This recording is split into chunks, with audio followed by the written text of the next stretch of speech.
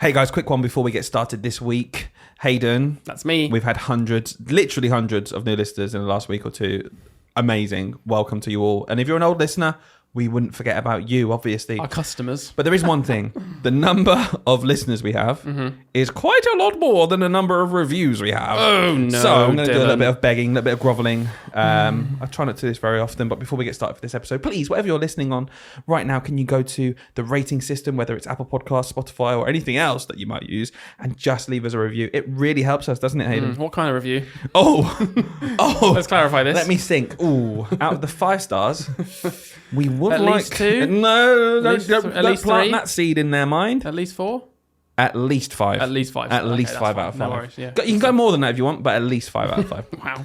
Thank you. We appreciate it. And should we crack on with this episode? Let's do it.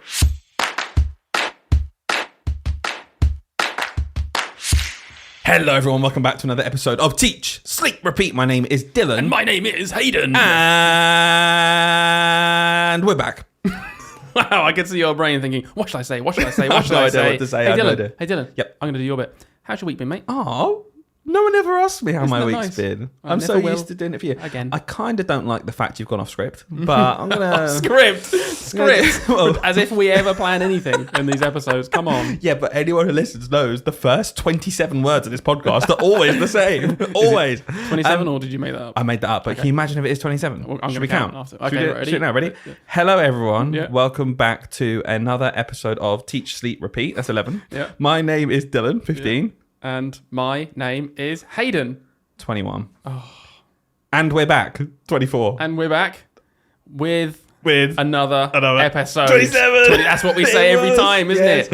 Anyway, now I've wasted enough of your time. My week has been great. I've got a few stories I want to tell you. Yes, please do. Obviously, for anyone who doesn't know, who's a new listener, we are literally current primary school teachers.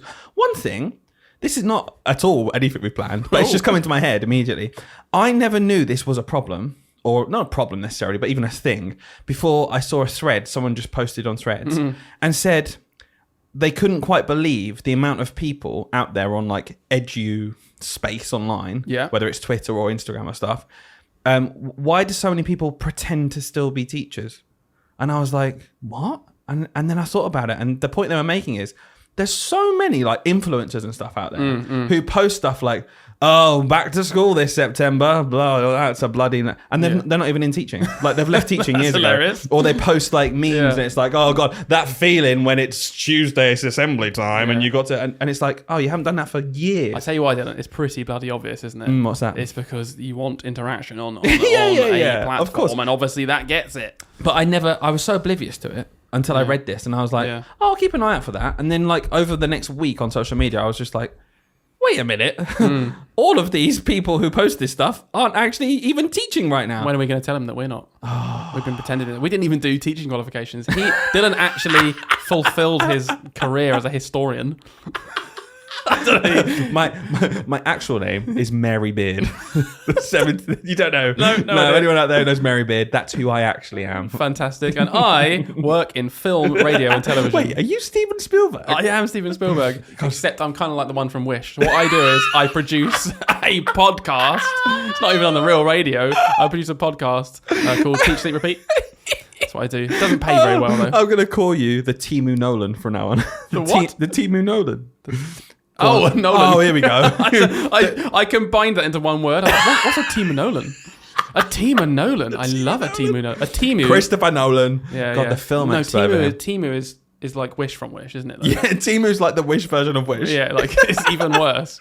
What's Wish from Wish, Timu? I can't wait for the next iteration as our society descends into complete brain rot. I'm good, Timu. It's like, that's from Wish, mate. That Wish is from eBay, and eBay's from Amazon. Like, come on. Like, where are we going? And the thing we learn from this is don't spend your own money on stuff at school because you'll end up just at the bottom rung. Timu's awful, by the way. Only one of us has bought from Timu, though. I will say that. Yeah. What, you have? You have, haven't you? Yeah, I know. And I thought... No, I have. I know. The fact that you had to clarify that when I said only one of us, you know you have. Right, I didn't know what you said. I was laughing. No, I've bought from Timu, and I felt shame almost straight away. I was like, isn't this bad? And then I did some research and I was like, I'm never buying from Temu again. Because it's essentially, isn't it like the Chinese like Amazon? But I honestly have no idea. It's so cheap. And whenever anything's really cheap, you just have to ask yourself, why is it so cheap? Exploitation of people. Yeah. Okay, right, cool. Yeah, don't buy from Temu. I'm never going to do it again. Yeah. Although I do now have... Or any shops, for that matter. Any shops of any sort of kind, other than locals. Also, don't buy from them. It's horrendous. Anyway, my week. Yeah, back away from saving the world. Back to my week.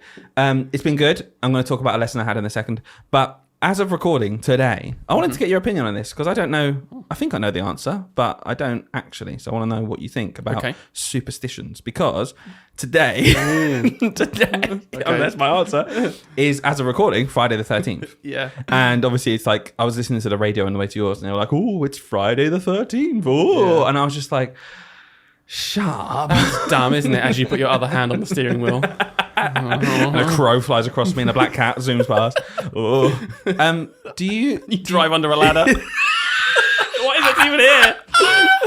This is weird roadworks. What they do? Drive over a crack in the pavement. Oh God, why am I on the pavement? I'm driving in the crack. Oh gosh. Yeah. So do you? Oh no, my umbrella's up in the car. It's so unlucky.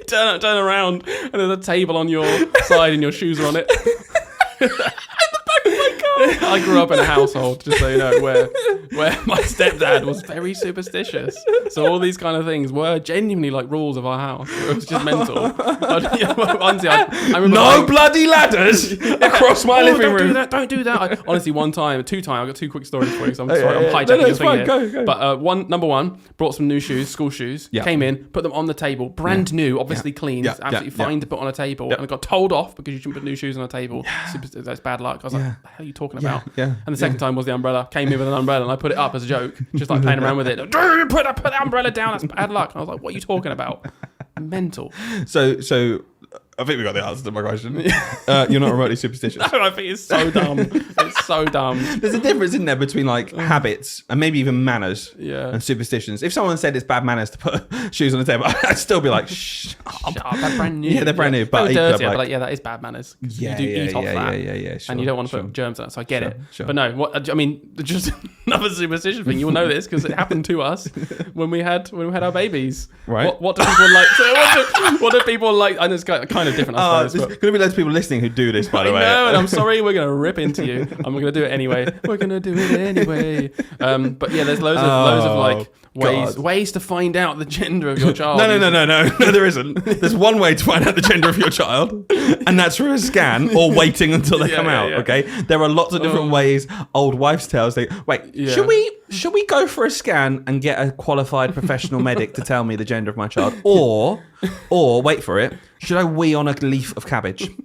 Because one of them, about 50-50, which one's going to work, isn't it? I think they're about the same. Yeah. But I was really mean. I was really, really mean. This is so cruel of me. I shouldn't have done it, but I can't let things go, right? Yeah. But Lauren's mum came around and they were doing. Lauren and her mum were just being really cute. They were being sweet, and I should have left it at that. Yeah, and they probably didn't actually think. No, what I'm they were sure doing. they didn't. But they were doing these wives' tales, and me being me, I was like, well, actually, no, these don't actually work, and I'm going to prove that to you. Well, rather than just being like, oh, that's sweet, like enjoy that. It's a nice moment. I ruined it. Yeah. And they were doing that thing where you like dangle a necklace. Maybe it has to be a cross. I don't know. What? Oh, it has to be a cross. I don't know. Sorry, no. It wouldn't work if it wasn't a cross. I think it just has to. Actually, I don't think it does that. I think it just has to be something that can dangle. Right? Oh, it has to be. You dangle it over. Because otherwise it wouldn't work. No, it wouldn't work. Obviously, it wouldn't work. The wives told me. Yeah. You have to dangle it over the. No, not the wives. The old wives. Sorry, the old wives. And their tail. Their tails. I read the tails. They told me. You have to dangle it over the belly, right? And based on the direction that it spins, it tells you whether it's a boy or a girl. So if it's clockwise or anti-clockwise. And obviously, it spins by itself.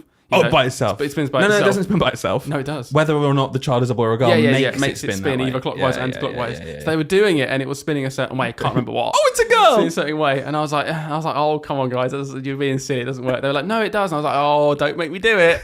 Don't make me do it. They're like, no, it does. It works. Like, oh, I'm gonna then give me that. Held it dead still for like honestly 45 seconds. Like, oh, look, hasn't moved at all because I'm not putting any input into it. Oh, there you go. There's your game. Walked off, both crying. They're not really, but you know, I might as well have been because I've ruined their thing. The ultimate version of this was, I think this was after this. I remember you telling me. So we were all together, you and I and our Laurens, and they were both pregnant at the same time. Yeah. So we got up, didn't we? A list of old wives' tales. Oh yeah. Right. And there was like 18 in a row. And it was like, well, we'll test it if this works. Because if it works, obviously, we'll all get the same answers every single time. All 18 will be the same. Completely, absolutely split, either way. Don't remember what they were. And it was like, well, the cabbage turns green when I wee on it. So there's a girl in there. But also, I have got an itchy head. So it must be a boy. Yeah.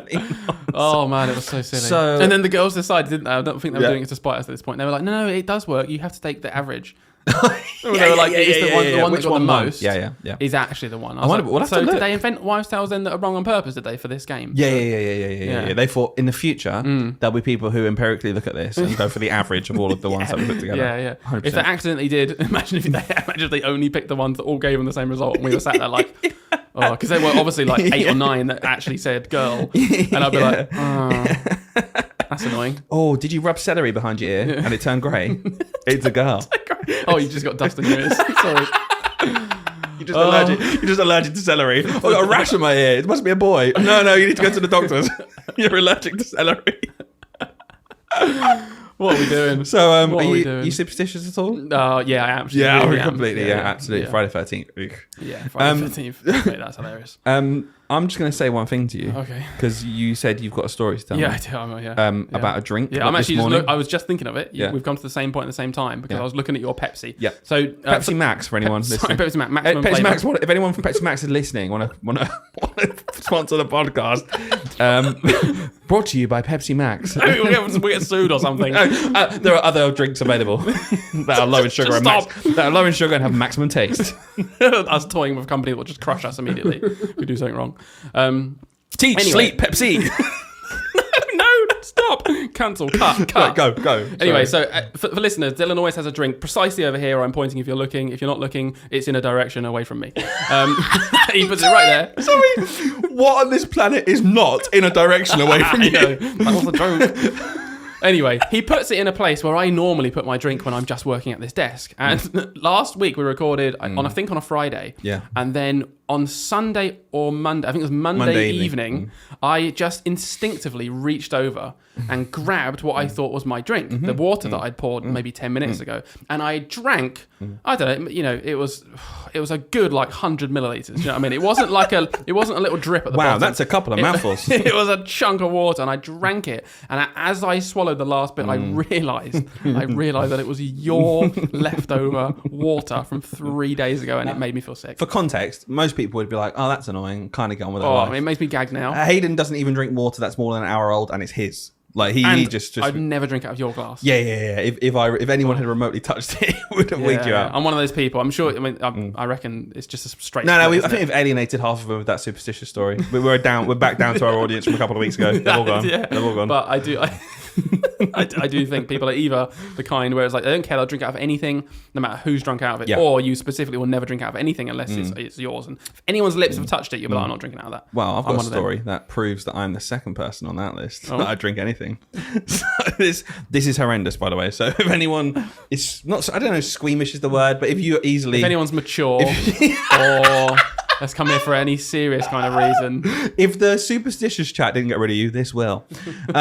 So we went out for a night out in Portsmouth. One of my mates from work. I used to work in Asda, as we've said a million times. So we're already 10 years in. Yeah, but this is a long time. This is I reckon this is 12 years ago. Okay. My friend went to university in Portsmouth, and it was his birthday, and we'd worked at Asda when we were in sixth form at school. He'd gone off to university. He came back and did seasonal work, so I still knew of him.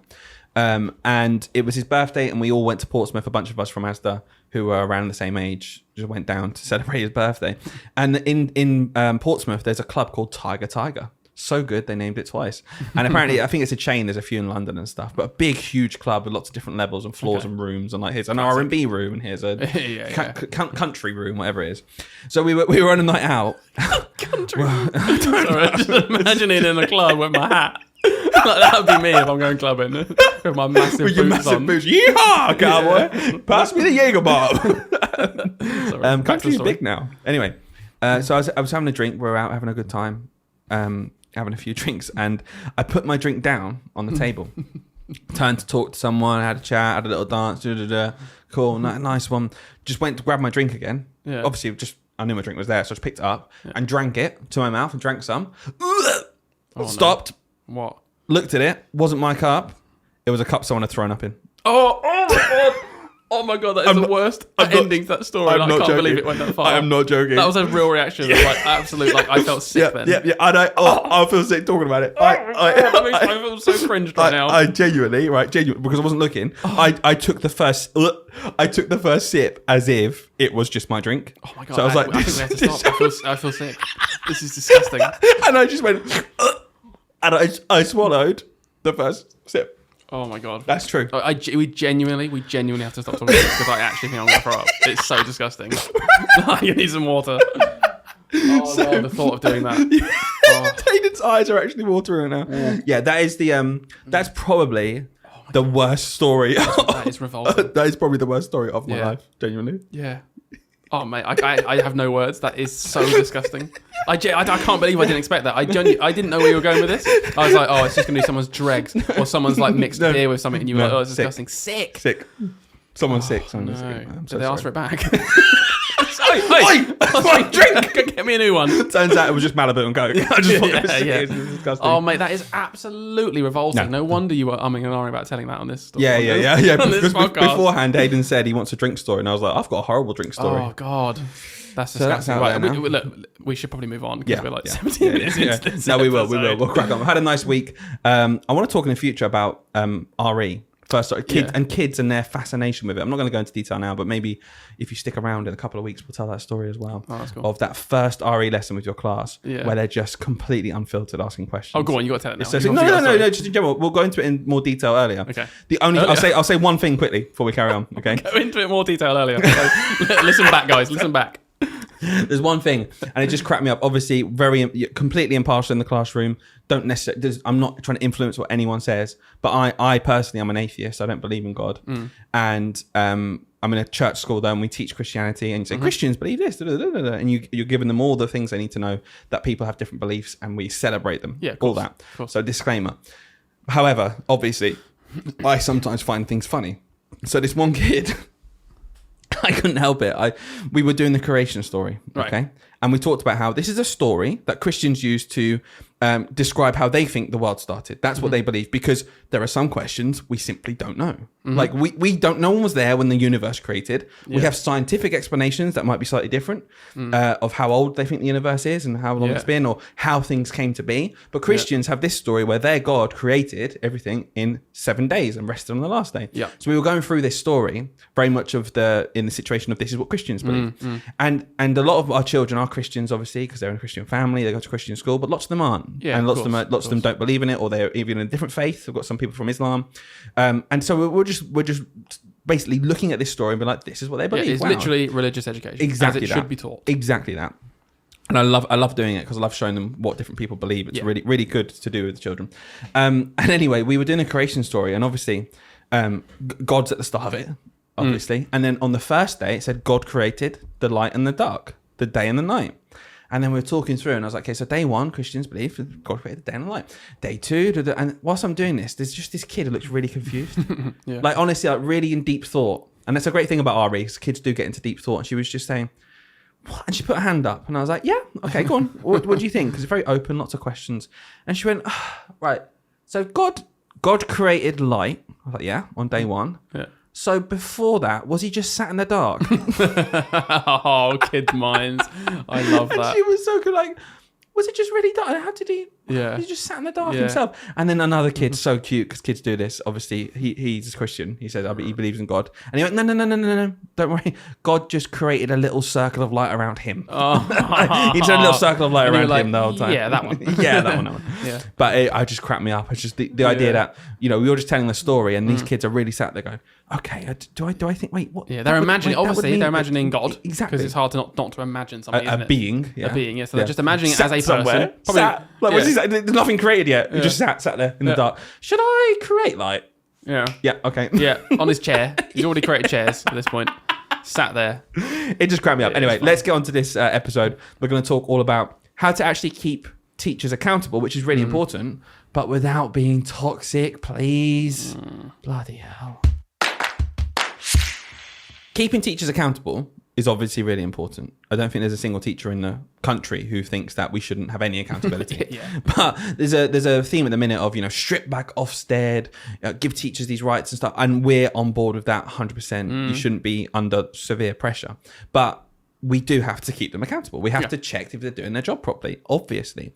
So we're going to dive into now, I guess, firstly, how are teachers actually kept accountable? So what are the things that we see, day-to-day common ways that we might have that initially now, and why they might become toxic potentially? Yeah. Then we're going to spend the bulk of the episode talking about observations, because I think that's the biggest one. I think if you go to a teacher and say the word observations, shudder would go through them. Yeah. A lot of teachers. Everyone's got an observation story. Everyone. And we're going to talk about some observation stories that you guys have sent in to us that we asked for.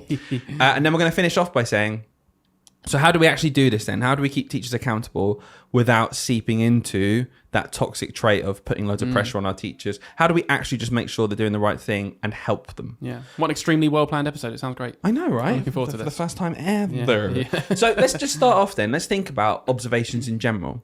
And I guess wider, just being held accountable. Yeah, not observations. Being accountable. So observations is the first one. Yeah. It's the obvious one, isn't We're going to go into lots of detail in a second, so I guess we can kind of skim over it. Let's come now. back to that. Yeah, but observations is simply just, your lesson being watched and judged. But we know that is not the only way to be held accountable in a school, and there are some other common ways that we're just going to go through. So we're going to go through them, and we're going to talk about, how they're done toxically. Yeah, I guess so. And whether they can not be done toxically, that'll be interesting. We can have a chat. Exactly. Go on then, start us off. Right, number one, the first thing that comes to mind, based on last week's episode and our rant that you put on, my rant that you put online, displays and just generally just judging displays is what I mean by that. Because that is definitely a thing, isn't it? I know there are schools out there where someone will come around, head teacher or whatever, with a clipboard, a list of things, like boxes to tick, and they're just looking at your room and looking at your displays. It's like, whoop, missing the appropriate colour boardette for that one. Oh, that one has not got 4 pieces of pupil work displayed. It's got 3, and they are from last term. Big fail. That experience. I'm like, what do you think about that? Is that keeping teachers accountable for their job? No, obviously not. And especially now it's hilarious because we're in this dichotomy at the minute of that existing in some places and the workload reduction task force saying we shouldn't be doing them anymore. Displays will stop. So it's like, cool, well, these shouldn't exist in the same universe. No. So I think we might be shifting away from that. I think a lot of the theme of today's episode will be anyone who taught in like the early 2010s knows how insane this kind of culture was in school. So we're going to talk about that a lot. Okay, let's frame it in that mind, because we taught in that time. It was more like mid 2010. Yeah, it was like 2013, 2017. New curriculum. Yeah, Ofsted pressure was like worse than ever in like 2014, 2015, 2016, 2017. That era. I'm going to call it like the pressure era. I'm going to make it up. But it was horrendous, genuinely, and I think a lot of people will be able to say, that was a horrible time to work in schools, because with so much trickle down pressure that heads were then being like, we don't really know what Ofsted want, but so we're going to do absolutely everything that we think based on what we've heard on the internet and what we've heard from the schools nearby. A school down the road, an Ofsted person walked past a display and said, that's a nice display. We need to do new displays everywhere. We must do them right now, and you are going to do them in your own time. It was a horrible time to work in, I'm going to be honest with you. It was. There were lots of things. Let's think about some more things. So displays was one of them. Just feeling that pressure of like someone's going to come around my room every week and genuinely just judge me based on the upkeep of my display. And just on the finishing point there, I guess, you're not actually testing whatsoever in this process whether displays are being used in a certain way. You are literally seeing if they exist rather than seeing if what they're doing is useful. Well, then that developed. That's the different. Do you remember that? I actually remember the time where it was suddenly like working malls were then really hot. Sure. So if it's like, whoa, okay, working malls. So all of our, the tick box list changed because it was so meaningful before that they can obviously just completely change it immediately overnight, and it doesn't matter anymore, the old stuff. And it changed to, okay, I need to see a working mall, and then it was, okay, I don't just want to see a working mall, I need to see relevant work from today on it. And if it's not there, And a story about that, very quickly, you're going to be judged on it harshly. So what ended up happening, I felt the need to, in the middle of my maths lesson, at the front of the room, where I'm modelling good maths and the kids are practicing it themselves and they're about to go and start their lesson, I would have to stop myself in the middle of my flow and these kids learning stuff. I'm like, oh God, wait, stop. Sorry, guys. I need to do what I'm doing here over in a really inconvenient space in my classroom where my maths working wall happens to be. So just hold on for 1 second and watch me. And I'd walk over to the other corner of my room where no one can see me, where I put up this sheet on my display board for maths that can be wiped clean. But 1 second, it goes, look over here now. I'm going to partition the number here, because if I don't partition the number here, obviously it never happened. When someone comes in, they're going to think and they that might come in and see so that. how on earth can I model work unless it's not on my working wall, on my maths working wall? Yeah. Like, just get. Some teachers will use it brilliantly, great. Do you know what? I didn't, because I just did all my modeling on the board, and it was fine. I'll tell you what, it brings me to my next point, which is essentially the same point but a bit wider. Learning walks in general. Learning walks. I don't know what your schools called them back in the day or now. I don't know. What is a learning walk? A learning walk is when SLTs or someone from SLT or whoever's monitoring will come around, and they're not just looking at your displays, they're looking at everything, and they will just come around your classroom. It's not necessarily an observation like where you're going to get where someone sits there for the whole lesson and writes down feedback. But it is kind of formal, isn't it? Because it's a planned thing. Yeah, it's a planned thing. We're going to be walking around the school and this week or this day, and we're going to focus on behaviour. Insert 42 lists, or one thing, just them as well. Like, I hated that time. But do you not think so? Thinking about that kind of level of toxicity, anyone can imagine that kind of dread. You've got almost that the heads coming round with the maths development lead during the maths lesson. Is that inherently bad though? No, because this is the thing, right? Learning, to me, the display one is just pointless to me. I'm just like, shut up, or whatever. But the learning walk is, I get it though, because you know what? If we're holding teachers accountable, we probably should check in some form that like the kids are facing the front. Yes. Just like really basic things where it's like, okay, we don't have to patronise teachers, but there probably is a place for managers to like, actually go and make sure, of course, that some basic things are in place, like children putting their hand up, they're not shouting out, they're not throwing things across the room, and the teacher's not doing anything about it. Yeah. Like, I get it, but I don't know, there was just something about the way it felt, and all the time, it was the culture of judgment rather than the culture of help and providing stuff. Maybe that was so that was the biggest thing for me. Is I am more than happy for anyone to walk around through my lesson, in my lesson, come and join us. Brilliant. If the attitude is right, and you can judge me as well. And I might not like it always, but you know what? I don't have to like it always. Yeah. As long as what you're saying to me is, do you know what? I did notice this. Yeah. And do you know what we're going to do because of it? I'm going to rinse you and make you feel awful and give you a bad grading and then tell you you're bad. Or you could just say, so do you know what? I want you to go and see this teacher who does this really well. Or what can I do for you to help you overcome this? Yeah. It's the framing. Yeah, there is a way. The learning walk itself isn't necessarily a bad thing. It's probably a good thing, but it has to be the framing.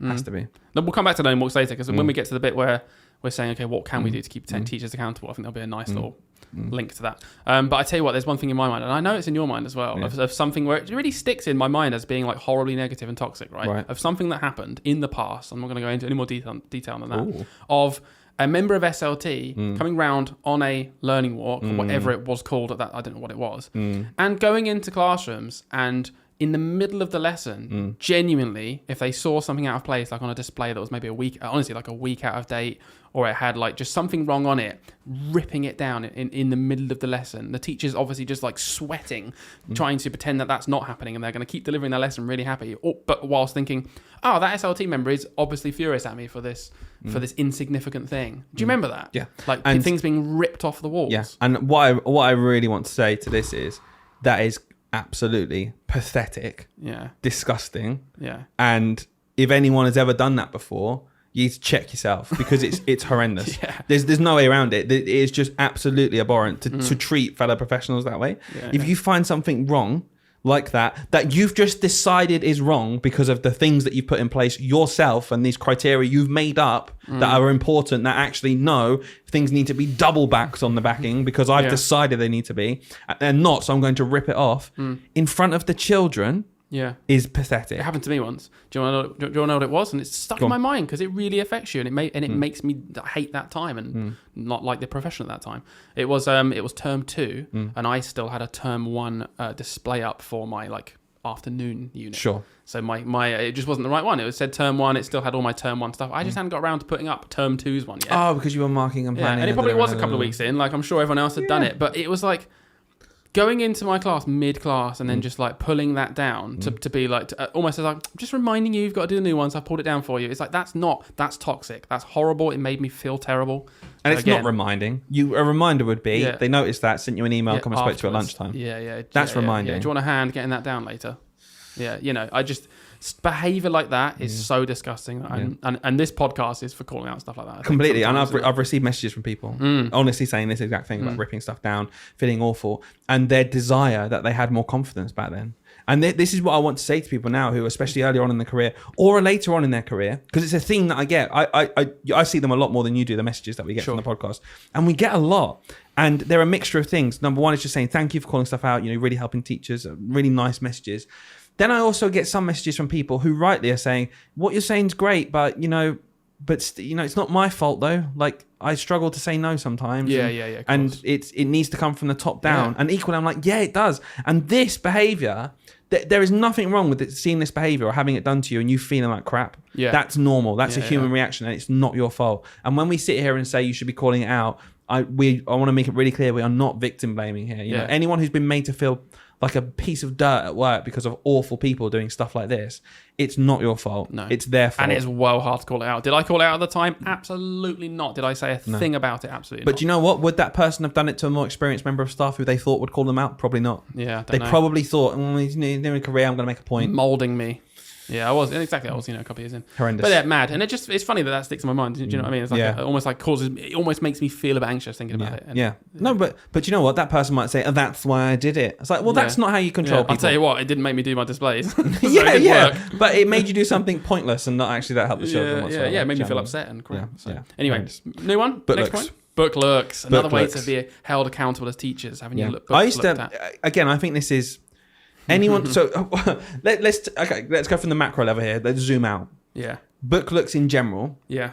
I can see why people might think there'll be a good way to keep teachers accountable. Mm-hmm. And I think there are some surface level things that if you open and skim for a book, there are some things you can take from that that you can praise or you can point out to people, we'd like to see this instead. You might look at presentation in general. Yep. If you're 3 terms into maths and more than half your class aren't presenting your work neatly and you can't read it properly, you might go to a teacher and say, what are we doing for presentation? And then the teacher might say, oh gosh, my class just can't hold a pencil. I do it every day. I remind them constantly about, okay, cool. Let's see, can we make a group for a presentation or handwriting or something? Can we help them? Yeah. That kind of stuff, cool. We lead maths and we say to people, do some mixed up starters first thing. Do them in the back of your book though.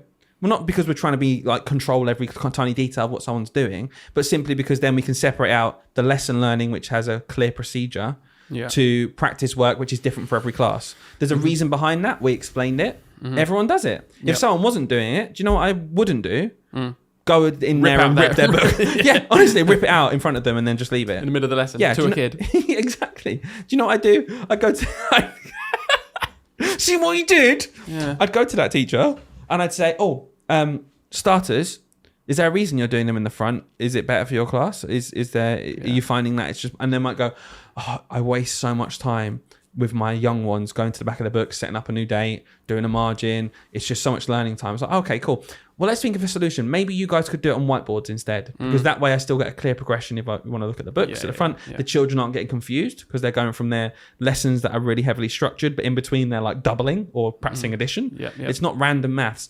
Let's try and keep that. But you'd have a solution. You could do it in whiteboards instead. And you're like, oh, bro, that's a nice one. And you know what? Does it matter that you've done it on whiteboards and there's no written evidence or that you've done starters? No, because I know you're doing them. Because you know what? I can drop in and see it. Learning did happen. Well, I'm gonna throw this out there and say when we get to the end and we talk about how we can observe teachers, how we can keep teachers accountable, I am going to say there is absolutely no place for book looks whatsoever. I think they are utterly pointless, genuinely, but only in a good system. So it's funny. I think in a current system, definitely needed. But I think if you have the right way of keeping teachers accountable, you'll never, ever need to look in their books. But again, we'll come how many times have you heard a middle leader talk about having to do a book look and it being that they go, I've got to do a book look. What should I do? Yeah. And it's like, cool. Well, as soon as that's the question, your time is not worth doing that for. It's wasted. It's completely wasted. You haven't even got anything you want to look for. Yeah. And I think a theme I want to say right now, it's come up in everything, is tick boxing. Yeah, isn't it? We used to get feet. So again, in this horrible toxic culture we used to work in, back in the mid 2010s, where it just felt like every teacher had a nightmare story. Yeah. We used to get feedback from book looks.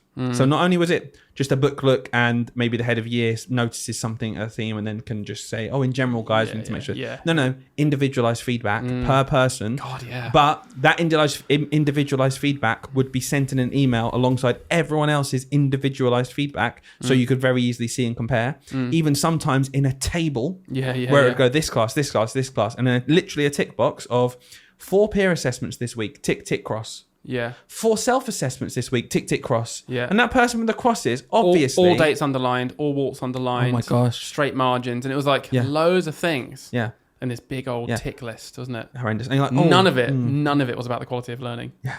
It was all about the presentation. Because Evidence of problem solving. Oh my gosh. Yeah. Gee, you don't need to look in the. You can look in the book all you want. Yeah. You'll see a procedure. You won't see the problem solving that went on in the child's mind to Unless work out what to do. The teachers had to do extra work and cut out the problem, knowing that they didn't need to do this, to stick it in the book as evidence. So that's the one they were doing, which is a waste of time. Exactly. That. Oh my days. Anyway, let's whiz through it because we're spending ages on this. So a couple more things then. All the tick box stuff, isn't it? Displays, learning walks, looking at books, planning checks in general, same sort of thing, but just checking people's planning. Oh, you didn't write down what you were doing in the task this time. Oh my god, the kids days. did it though, didn't they? Oh, this column you've not filled in the plenary. What are you planning to do for the plenary? I didn't do one, mate. No one's been doing them for 20 years. No one does a plenary. Can we stop pretending? Sorry, plenary? Yeah, I was getting them out for lunch because we're 5 minutes late doing the task. Yeah, I finished my lesson on the dot. Stop. Sorry. I planned a plenary 2 weeks ago when I did, and we need to do this. But sir, everyone's out for lunch. We need to do a plenary. We need to do a plenary because I put it on the plan. So yeah, planning looks, picture sheets to evidence. We just kind of talk about that. Yeah, we talked about it last time. Evidencing in the books that learning has happened, because obviously you can't be trusted as a teacher. You would have done absolutely nothing if you didn't do that. Unless there's something in the book. Nothing happened. Nothing there. There's another tick on the box. Yep, we can see that. Tick, tick, tick. Mocksteads just encompasses all of the above. Yeah, Mocksteads are basically learning walks on steroids, aren't they? Where it's like, we're going to pretend to be Ofsted. What, the thing we all agree is awful? You're going to give me an extra one? Are you joking? It's practice. Practice? I don't want them to come. Muddle. Any Simpsons references out there? I'm gonna very quickly. I'm gonna lean in some Simpsons references every now and then. All right, just in the future as well. And if you see them, give me a message. We do love the Simpsons. So there you go. Muddle. Hopefully, people love the Simpsons in general. They have no idea. Last one. Obviously, other than observations, which we're we'll going talk to more about, is pupil progress meetings. Now, what do you think about that? Just a quick discussion. Yeah. Pupil progress meetings, for anyone not listening or anyone not listening, anyone not in schools. That was such like a teacher phrase. Anyone not listening might be knowing what's happening here. For anyone not listening or listening who doesn't know what pupil progress meetings are, it is when a team or a year group will get together with someone with some SLT and just look through the data and literally look at the progress children are making and discuss the children. That's basically what a pupil progress meeting is. So do you think they're a good way of keeping teachers accountable? No. Why? I don't think they're a good way of keeping teachers accountable. I think they're a really good thing to be aware of and to know. And as a professional, you might think, oh, cool, I'm going to focus on some of these children because based on where they were in Key Stage 1, they're lagging behind a bit. I need to make sure their progress is good. Yeah. You want your child's progress to be good. Yeah. But in terms of keeping teachers accountable, it's really easy in a pupil progress meeting to fall into so many traps where it's completely pointless. And I've seen this before where people, SLT, for example, would even say, oh, we know it's pointless, but... And it'll be like, you're like... Okay, for example, let's just say 1 year we had a story from someone messaged us saying SATS data was bad, and they got a bit of heat for it. Knowing though through pupil progress meetings, knowing that these children were below average for the year group for the year group in the whole country. Right. So already understanding that, so the cohort was already lower. Cohort was lower. So even with making good progress, it would be completely acceptable. Obviously, that's how averages work, by the way. Half of the schools in the country have lower than the average. Okay, it doesn't mean half are bad. Because no matter what we do, they're going to be half the country who are below average. That's the nature of an average. So simply saying these are below average is not acceptable to judge someone on or say that's bad. So you already knew these children were going to be lower. They came through lower. The progress was excellent. And then getting heat from progress meetings saying, oh, they were low though, so we need to change something next year. It's like, well, it's a tricky one, isn't it? We are going to change something next year. We're going to change the cohort who are on average better. So it swings and roundabouts. I don't think they keep teachers accountable very well. No. I think they can help your staff and SLT understand where the target might be where children are. I think they're really useful. So basically, I'm going to try and summarize what you said. What they can become kind of meaningless and not very good at doing their role when you start making comparisons that don't really mean much. Like comparing with previous cohorts, pointless. Comparing with other classes almost on a level is generally quite pointless because that all children have a different baseline. The only thing that is important, like you said, and I do agree, is actually monitoring progress, because most children do make a fairly predictable trajectory of progress, right? And if you look at Key Stage 1 data, or if there is any, because that's obviously changing. Well, there's not at the minute, yeah. Or you just look at data in the past, and you generally can find outliers, and then you can start thinking, okay, what's happening with this child? Like, is it something external? Is it something we're missing? And then I think those are really, really useful. But it kind of has nothing to do with keeping teachers accountable, does it? It's just doing the job collectively. Yeah. Like, it's just doing the job properly. Yeah. So it's a weird one. That's exactly it. It's part of doing the job well, but it's not necessarily actually going to hold people accountable. It's a teacher shouldn't come out of a progress meeting thinking, oh, I got targeted a bit then because of my data. Yeah. It's like, well, okay, have SLT fostered an environment where they can come and see what's going on in the lessons constantly throughout the year? Have they done nothing all year? And then at the end of the year gone, oh, maths data bad, what did you do? Sorry, did we not all have the whole year? Like, did we not? What are we doing this at this point? Yeah, I guess the accountability comes in once you've identified those things. It's then checking up later in a couple of months. Okay, we all identified this thing, and we all said that we need to do this. Did that happen? That's where the accountability can come in. And then it can either be one of two things: either it did happen, awesome, or it didn't happen. And if it didn't happen, you go, well, what did you have in place? Well, you did loads actually. So you know what? These kids weren't going to move because you did loads already. Yeah, or you did nothing and you think, we should have done something. Yeah, and it's okay. It is okay to call teachers out who are not doing their job. Yeah, and definitely. I think that's important to say as well. And again, we'll keep saying, we'll come to the end of this. It's like we know teachers have to be held accountable, obviously, in some aspects. How do we do it? I don't think it's using all of the tick box exercises, or most of them anyway, that we just talked about. Should we move on to talking about observations? Because we really wanted we were going to do this whole episode on observations, and then we thought, no, we want to talk about other stuff as well. Why? And Dylan, you take over, but you put something on threads about observations. Tell me more, because I haven't seen this. So this is simply, I put a post out there because I know every single teacher, like I said earlier, if you go up to them and say, what's your observation story?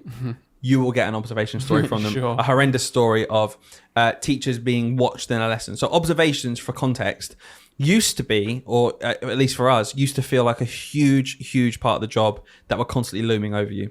If you're an ECT, for example, you'll get an observation at least once a term because you're a brand new teacher and you have a mentor come and watch you, or maybe a subject lead or an SLT will come. And just, the point is they should be able to come and watch you. Yeah, giving you feedback, helping you improve your learning. Exactly that. So observations are important. I don't want to get away from that. Observations are really important, but the way they were done, I mean, Mrs. Smith had it right when she spoke on our podcast about nobservations. I think we're gonna use her term here, because there were just a bunch of nobservations where essentially either ran by knobs, or the feedback was knobbish. Okay, so it was just completely pointless.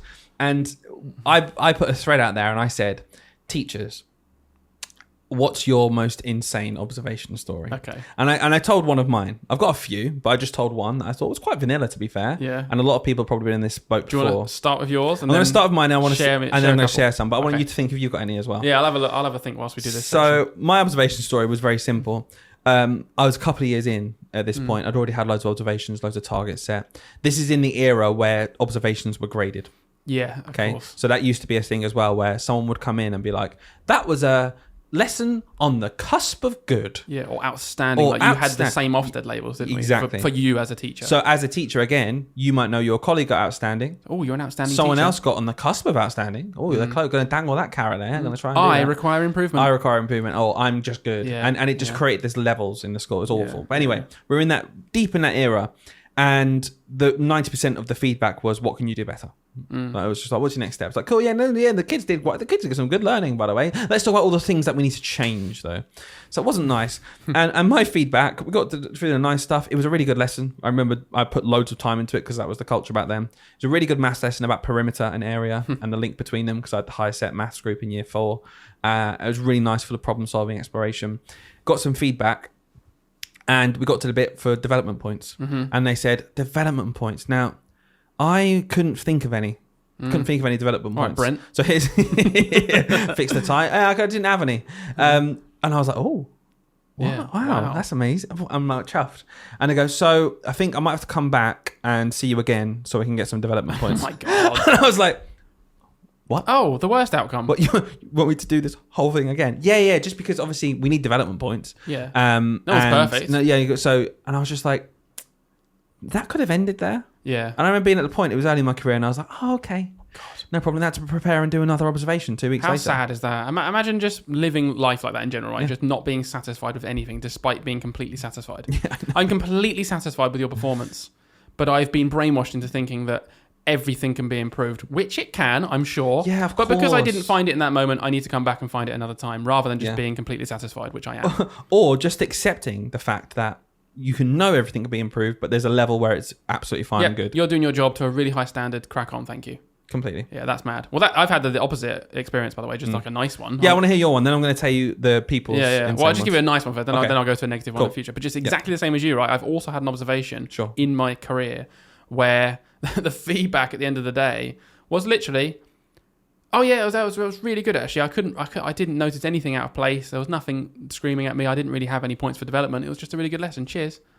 Walked off, and that was in a corridor. All right, genuinely, at the end of the day from the head teacher, and I was like, oh cool, that's nice. But how did that make you feel? It made me feel great. Yeah. I genuinely felt great for weeks because Yeah. I was like, oh, that's sick. Like, Trust. Yeah, he trusts me. Encouragement, There was reward. nothing more from it though. Loyalty, satisfaction. Yeah, satisfaction. Yeah, I was satisfied. The head teacher was satisfied, and that was it. And then I carried on doing my job, thinking, "Oh, I'm doing my job to a good standard. That's really, really nice to hear." It didn't make me think, "Oh, I'm perfect now. I do nothing wrong ever." It made me actually think, "Oh, I want to continue doing that because that praise was nice and I felt really good. I'm going to make sure all my lessons are like a really high standard." You know. Oh, so anyway, let's go to some. Let's go back to some negative stories. Some negative ones. There was a theme. There was a massive theme, and it was essentially very similar to what I said. Right. Okay. There was a theme where people were just begging to put a development point. Right. And they just needed to do it. So there was one here. This one, it not made me laugh, but I just thought, how on earth could this development point? How could you actually have done this? Right. I don't understand it. Okay. So I'm gonna just find it quickly. It's to do with differentiation. Go for it. He's got loads and chunky instructions. I've got loads here. So here's a good one. This one really made me laugh. I was told I needed to chunk instructions to give short, clear instructions because students weren't engaged. The instruction I'd just given after having this feedback: copy the sentence starter off the board. How could I possibly break that down any further at all? So their instruction was copy this off the board. And I'm like, kids aren't engaged. You need to chunk that down a bit. What? Classic case of just, I've seen something that I think is not right. The kids aren't quite engaged. What can I make up? I know this answer. Chunking things down is good to get kids engaged. But it was in the context of they'd already done that. Down, and this was a theme we saw a lot of the time, is almost people running observations desperate to find something. Yeah, because they have to. They're just playing the game. Yeah, completely. But it would be the kind of thing where someone else here put, again, very similar. Head of department asked me what grading I'd give myself. Oh, okay. So that's a classic one straight away. I hate that. Yeah. What would you give yourself? Firstly, we're in the era of grading. Yeah. Again. Secondly, it's like, well, I don't know. So what would you give yourself? Back in the area of grading, and then said she couldn't think of any targets of improvement, so you would have to come up with one yourself as the teacher and write it on the form. So you don't need to have an improvement for every single thing. Lap that. If that was now, I'd lap it up. I'd be right. Okay. Well, what would you say? I'd literally write down, continue being excellent where I need no improvement points. Just something troll. I'd absolutely do that because I'd take the mic. And if I had anything to say about it, I'd be like, did you just come in and see a really good lesson? Because if you did and you're getting annoyed at me now about this, like, what are you doing? Like, you should just, I'm clearly doing the job to a high standard. Shut up. Right, one here. I've got one. I was told that during the same lesson, I was simultaneously too strict, but then also later on in my feedback, too motherhood and apple pie. The deputy head who observed me knew nothing about SEN. Chose to sit on a massive stack of chairs and checked his emails throughout my lesson. I can genuinely imagine that. When there's like 4 chairs and they're leaning a bit forward because they all lean. On the laptop, typing stuff up, checking emails, not watching the lesson whatsoever. Yeah. And this person got in trouble for calling him a box ticker. Oh no! I love this. Whoever this person is, I love him. And she finished off by saying, "I was being polite." Think of what you could have called him instead. Yeah, absolutely crap me up. That's so funny. That's brilliant. I don't have much to say really, other than it's just hilarious. Classic hypocrisy. But if you've not had it before, where someone's observing your lesson and they've clearly just been pushed into this to do it last minute, and they don't really know what they're talking about. Dave, you've got to go do the observation. Oh no, Jim, is it me? I thought it was you. Yeah, no, what am I observing? German. Yeah. So, I don't speak German. Yeah. It's an NQT as well. It's an ECT. Oh, okay. I better think of 7 things to tell them. So there's one here, right? German lessons. This is obviously, I think, in a secondary school. Maybe it's in a primary school. No, secondary school. Top set year 10. Right, so really good at German. They set for their languages. held mostly in German, obviously, because it's by a language specialist and they're top set. Students were doing extended writing in German, total concentration. You could see their brains whirring around and smoking. Yeah. Deputy head was watching as an observation. He didn't speak German. Right. And his verdict on the lesson was, that's boring. It's boring. You don't speak German. I don't even know what they said. How can you... Yeah, you I might tell as you well. what. I tell you what. If I went and watched a German lesson, I'd find it boring as well because I also don't speak German. Imagine watching a Japanese film with no subtitles and at the end being like, well, that's rubbish. The plot was rubbish, I wasn't it? didn't know what was going on. Yeah. So that must be an awful My film. days, It's like, no, this was Parasite. It won an Oscar. Parasite, great film actually. That one, very good film. It's a tricky one, isn't it? Because I feel like, is there an element of, would you be able to tell if a lesson was boring just by like body reactions of the children stuff? You might be able to get a hint. Also, if a lesson was boring, do you think it's suitable for a deputy head to go boring? Yeah, no, and also I don't know. Just look at the outcomes, maybe. Like it's just it's lowest down on the list. If all the kids are working hard and cracking on, it's like, well, it's obviously not boring enough because they're doing the work. So a couple of points I want to make, and I'll link one to a story here. Is observations can suck when there are just vendettas in school.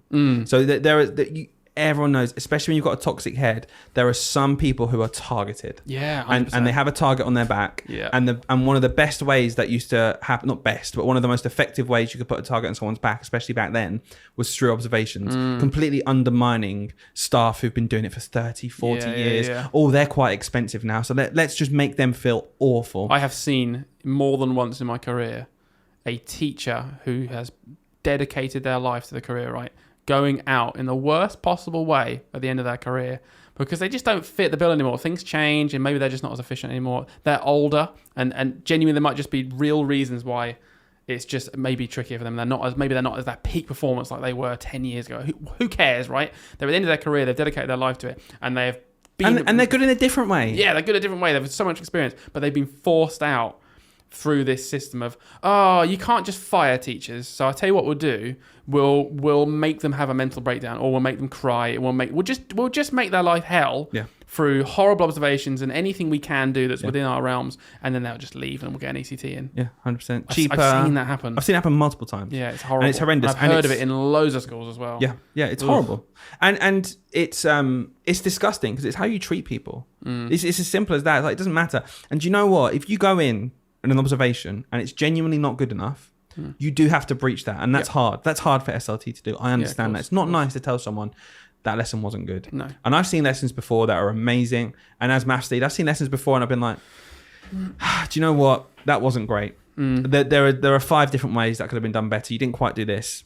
But you just have to read the room. Okay, so in that situation, for example, this SLT who, we've seen before who attack people,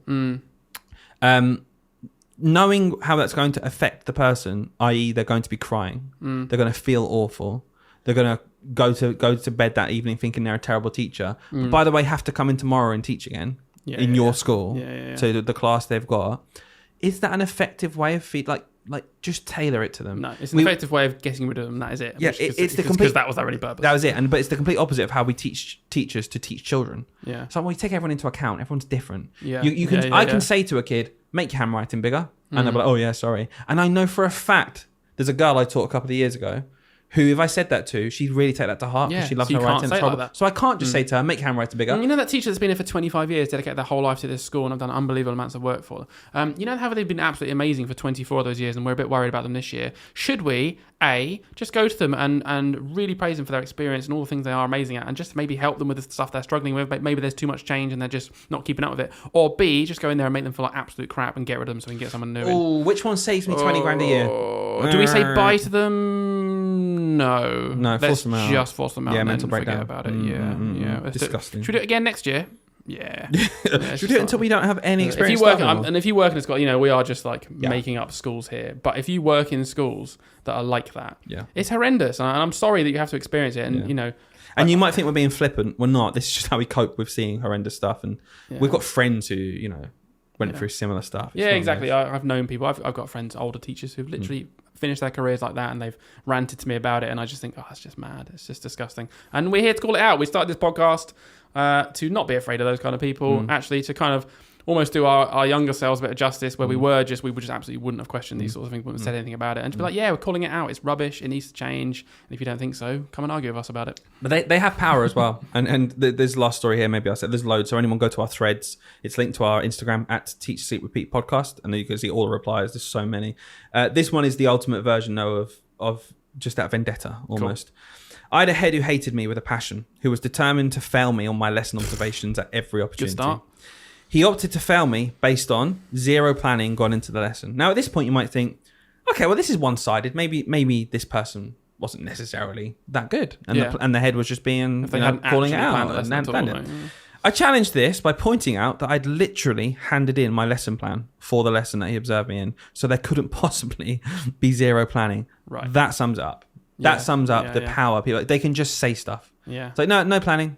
So I did. You might not have liked it, but there was planning. Typed it now. Oh, but do you know what? Do you know what's easier for me to do? It's easier for me to say there was no planning and blame you than it is to look at the planning I don't like and help you into how to improve it. So I'm going to take the easy way out, which is just to make you feel bad, put it all on you. Ha ha ha, do it better next time. Nice evidence folder. I'm going to get rid of you next year. Yeah. Building it up. Yeah. Oh, yeah, whatever. Horrible. Let's move on from threads. Like Dylan said, go and check out the others. I probably will as well, because I haven't seen them. I was saving myself for this episode. So do you have any stories? Yeah, just one quick one that comes to mind. Just one. Well, I've told you this before, but I'm going to tell everyone else. I know. You already know that where I'm going to go. It's like my go-to story of like where I'm like, I come out of an observation miffed and thinking, what on earth is this process, right? I, once upon a time, did a lesson, an English lesson, got observed by a head teacher. It wasn't even our head teacher, it was someone else who came into the school to observe. I was doing it on similes and metaphors, and I genuinely, like, the biggest bit of feedback, there was a couple of things that went wrong with it. I'm going to focus on one of them. The biggest bit of feedback in that lesson was, at one point in the lesson, I decided to spend 60 seconds, I reckon, getting the kids to write down the definition of a simile and write down the definition of a metaphor and put like a little bubble around it. Because I believe there is power sometimes in getting children to write things down themselves, and just rather than like giving them a sheet that says it, that they can ignore and not process, it's like, I'm forcing you for 60 seconds basically to process this information as much as I possibly can. Are there more effective ways? Of course there are. But in that moment, I thought, 60 seconds, this is worth it, because I knew my set. I thought if they do that and put a little bubble around it, they'll take pride in it, and then they might remember what these things are. And the feedback was, I wasted too much time in that lesson. What I could have done was put the definitions on a sticker, and they could have stuck it in their book instead. And the point being here, right? Well, that wasn't like one little flippant comment. That was a huge piece of feedback that stopped me from being like the next grading up. Was you wasted time. There were moments in that lesson where you wasted time, and this is the worst one. So it was 60 seconds. There was value in doing the thing that I was doing, and we can argue about that. Maybe I'm wrong about that, but I felt there was value in doing that thing. It's 60 seconds. Like, what are you talking about? As if kids go, oh, we could have put it on a sticker, could have pre-prepared that straight in the book. They could have done half a sentence more by the time. Mate. So that to me, that rings in my head all the time of like, what was that time era? I'm so glad we're out of that era. Well, I think what that summarizes is the final point I want to make about observations. Is it's all subjective. Yeah, very much. There are so many ways to effectively teach metaphors. There are so many ways to effectively teach basically any objective that you can think of. Yeah. And when you're doing observations, you have to fit with the school ethos. Sure. Maybe there's a way that we do stuff in our school. Sure. But do you know what? If you have written down in your plan, by the way, which you have to do for this, which is, we can have another conversation about that you're going to get the children to write this down because I've thought it through and I've made the decision as a professional that I think this is going to help them to remember it. You might be wrong. Yeah, you might be. But do you know what? So what? We make mistakes all the time. That lesson's not bad. I'll tell you what, it didn't ruin your lesson. If it was a 20-minute chunk that was totally pointless. Can you do bubble writing and make it and colour in every part of the letter and make metaphor look really cool and like make it yellow? That's a different discussion. But the fact that it was 60 seconds, an insignificant amount of time in that lesson that I felt was useful, is what a stupid argument. I sat there arguing for the TV in my time after school about this. You just think, shut up. And it's okay for them because once they finish, they go home. You've still got your marking to do after. Yeah, and then I've got to replan this lesson or something like that. Yeah. Anyway, right, Dylan, we've done it again. We've waited. No, that's way fine. too far. That's fine. We're about an hour into this episode, People right? like it. It's okay. We're about an hour in though, so I think we should move on to the last chunk of this. Yeah, let's which is okay. What do we do then? Because we are not sitting here saying like, get rid of all accountability, just trust teachers. I don't think just trust and absolutely zero accountability on any level. I don't think that's actually a good system. It's actively a bad system. It's actively, at the end of the day, it's our kids' education. it's a very important job in society. There needs to be some accountability. So what is it then, Dylan? If we don't like observations very much, and we don't like learning walks, and we don't like tick box exercises where they come up, what do we like then? Yeah, well, let's split it into two things. Things we can just get in the bin, and things that are needed but are done wrong in a lot of places. So you're in the bin. I'm in the bin. Things that get in the bin, tick box stuff, just get in the bin. Just get in the bin. If you're going around looking at books, so book looks get in the bin. If you're going around looking at books and ticking a box saying, let me count how many peer assessments there were in the last 10 days, get in the bin. There's no way of doing that which is suddenly useful. Get in the bin. Just get in the bin. Doesn't matter. Is there any way you could look at a book individually as an assessment tool? Is there any way you could look at a book and there be an exercise that is actually useful for keeping teachers accountable? I think checking what you've implemented recently, that very clearly, if there's a reason why, like we said, when you justified your metaphors and your similes and stuff, works both ways. I'm maths lead, and I've said, okay, I'm maths lead. I've justified why we're going to do this change. We've all agreed on it in the staff meeting. I can go and check that that's been implemented, and then chase it up if it hasn't, and just ask why, and go from there. And things like feedback. I feel like if you're looking at a book, the only thing that's useful to me is, okay, I want to find a kid who didn't get something. Yes. I want to see it in their book. I just want to see. Yeah. And this is like flawed, right? I just want to see, based on our feedback policy of the school, whatever that is. Did the teacher follow that? Yeah. And if not, is it because they gave verbal feedback or whatever? Do they need to write verbal feedback in their book? No. Absolutely not. Exactly. I hate that. Just go and talk to the teacher. Yeah. But that's all I'd be looking at. It's like, is our marking policy being implemented to help kids? Yeah. Not, is it being implemented, tick box, yes or no? Sure. Is it helping children? That's what I actually want to see. So tick boxes then, bin. But active, encouragement, help, and checking to see if stuff's being done. Fine, and it's just the way you do stuff after, I think, as well, that makes a difference. Tick box. So I think that's fine. They can get in the bin, but there are some things we should just keep. Okay, so for example, drop-ins. It's kind of in with observations for me. Okay, having a formal observation, fine. Don't grade it, obviously. Don't grade it at all. But a formal observation to me is when they say, okay, next week we're going to come and watch you do maths. Yeah. Okay. That to me is fine. That's acceptable for someone to say. We might have an argument with someone who says, no formal observations whatsoever. Okay. But I think that's fine to do. I think it's okay if you fostered that environment of help and feedback. Yeah, as long as the culture's right. If the culture's right, then observation's absolutely fine. Okay, if you were a head teacher, would you do it though? Yeah, I would do it, and I think I would do it. And the reason I would do it is because what I'd also do alongside that is I wouldn't let observations be the only thing that the kind of way I see the teacher is hanging on. Yeah, because it turned into formal observations where, gosh, this is my chance. This is when my head teacher is in my room. This is my chance to show what I do every single day. Yeah. And it turned into observations were put on a pedestal, and you put hours and hours into that lesson, and then do you know what? The rest of that week. You'd do crappy lessons because you'd have to spend 10 minutes putting them together because you don't have time. What I think fosters a really good environment is, as leaders, is when you can walk through a lesson and be in a lesson at any point. Yeah. And I think little and often is really powerful. Definitely. So I prefer, if I was an SLT member, I would be pretty much every day. I'd go as far as saying this: every day, I'd be disappointed if I wasn't in a classroom every day. Yeah. Or at least once, or twice or three times a week, and not to be in there and judge. But to see the kids more than anything. Yeah, be there for them. Have a look. Say, oh, what are you doing today? Show me. Yeah, okay, do something. Continue fostering that culture to your teachers of, I'm friendly, by the way. Exactly. I will help you. Yeah. I'm not here to just make you feel like and there'll be numerous occasions, more than half of the time in the classroom, where I'd be in the classroom, say good morning to the teacher, hiya, how you doing? And then not say anything to them ever again, because I'm not there to judge them. Yeah. I'd be in the classroom to show my face as leaders to the children, to show I can help them with their learning, and to show the teacher that I care about their kids' let's say learning. you do that, right? And you notice something, you do actually notice something that you think is like critically bad. Yeah. You think, oh, this teacher is not following this really, really, really important policy that we've all agreed on as a school, right? What would you do? You're in the moment, you're in there, I don't know, I'm trying to think of something like the kids are all writing their book the wrong way, upside down, and they're not recording any of their main task learning. They're always doing it on whiteboards every single day. There's nothing in their books. Yeah. What do you do? So that's like a long-term thing, if it's like every single day in their books and stuff. If I noticed that, in the moment, if they're working on their books and they're still doing work, you'd have to judge if it's vital for the children right now. If it's a safety issue, you stop straight away. If it's an issue where it's like, it's just not what we do here, but the kids could be justified in learning, don't interrupt it. No. Don't stop it. Don't make the teacher feel that way. Don't even take them to one side and quietly do it, because the kids know what's going on. Do that passive thing where like, put your hand up, miss, are we going to underline our dates and walks today? Are we going to do that? Like that passive thing, I hate that. Yeah, don't do that. Just wait. Unless it's a safety thing, just wait. And build that foster. And do you know what we've said a million times before? Build that ability, because Do you know how you can easily tell someone to improve? Is if you've told them 10 times how good they are at something. Yeah. So if through doing this, you go in, you go, and you just say, I've had this before from a head I really respect, my current head, I'll just say, who's just said to me, off the cuff, randomly, oh, I really appreciate that. Or you're such a good way with the kids. The way you spoke to the kids today was lovely. Or the deputy head has said to me before, I would love my kids to have been in your class. That's such a nice. What a thing to say to someone. Yeah. But that's not followed up immediately with, and I want something. No. It was just like, thank you, and gone, recognition, done, just being nice, finished, and that is enough to make someone feel good. And you know what? If that deputy came up to me and said, Are you following the spelling scheme? Because I came in and you were doing something different.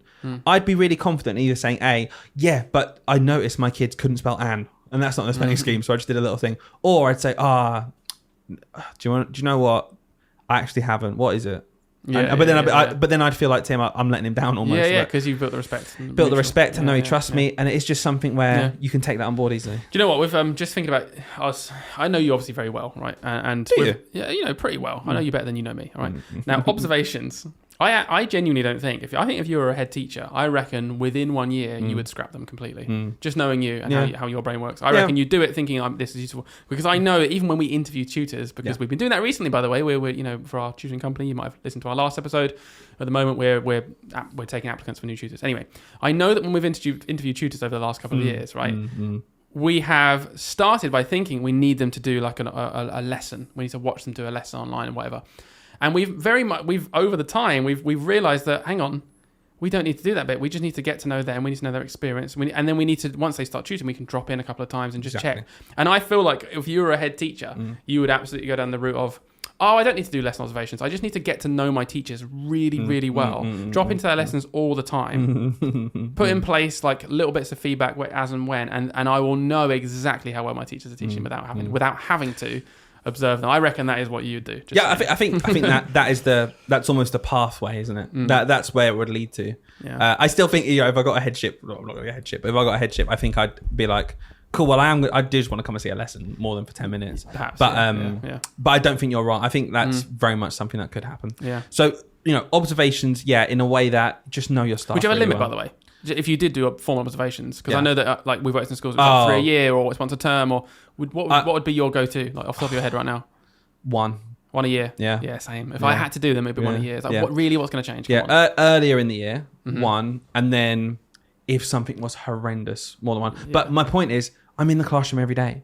Yeah, I don't need to do 7 observations. I don't need to do observations. They're in the same thing. Drop-in culture is my favourite. There's other things we can do though. We could, some schools you can hold teachers accountable by also talking to the children. Like you can just do pupil conferencing. Just get to know.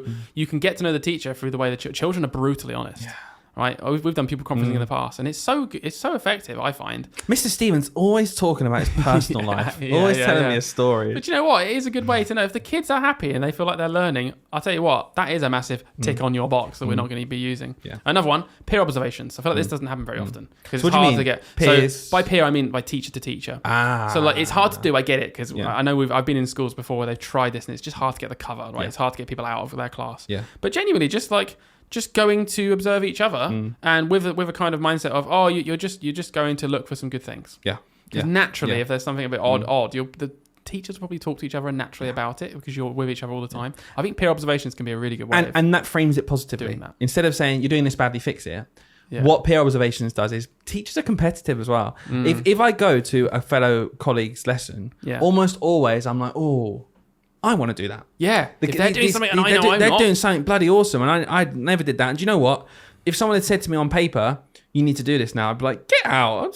I teach really well. The power of seeing one of your colleagues interact with your children in a certain way or do something which is really good. And you see the value in it. And you see the value in it and you see the children loving it. They're making progress. The teacher enjoys it. Do you know what? There's such power in that where I've come out of lessons before and I've gone, I'm going to do that immediately. When I was training...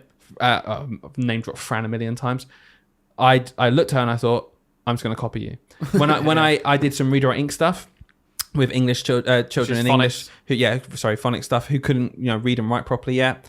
I went to watch a year 5 teacher do it, who'd been doing it for like 10 years. oh my God, I came back to my class with like 7 new strategies. My lessons were 10 times better straight away. That didn't happen because someone who's never taught phonics in 10 years came around and said, well, actually, I don't think you got a peer assessment in at the end. That's completely pointless. What really helped me was seeing an expert do it. Yeah. I'm a teacher who wants to be better. I saw an amazing thing. I went, I'm going to do those 7 things. I went and did them. My lessons were better straight away. Yeah. I wonder how many schools are doing that. I reckon there are some schools out there who have absolutely got it right. They don't have formal observations. They have lots of drop-ins. It's a really nice culture. Teachers want to be better because it's a nice culture. They go and observe each other all the time. And isn't that such a powerful passive way of like giving negative feedback? Yeah. Just imagine this, right? You're an SLT who knows their staff really well, and you've identified a staff, and you think, oh, they never do any like meaningful activities. Any plenary. They never do any plenary.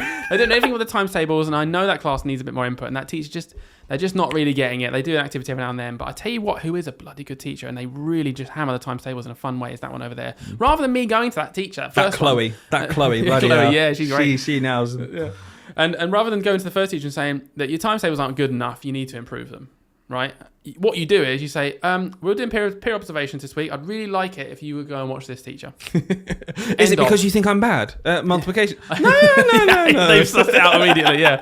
I want to go and watch this teacher. They're going to come watch you. And then I just want you to feedback to each other. Find 2 good things that you loved about their lesson. Have a little chat for 10 minutes. It's, it's all you don't even need to say do it yourself because it will happen. Yeah, It will exactly. happen. You don't need to because they're going to go to that class. They're going to be like, oh man, this teacher does times tables really well. Like I kind of like that. And they're either going to immediately implement that, or it's going to plant that seed. It's going to eat away at their mind. And when they do times tables, they're going to think, oh, that wasn't.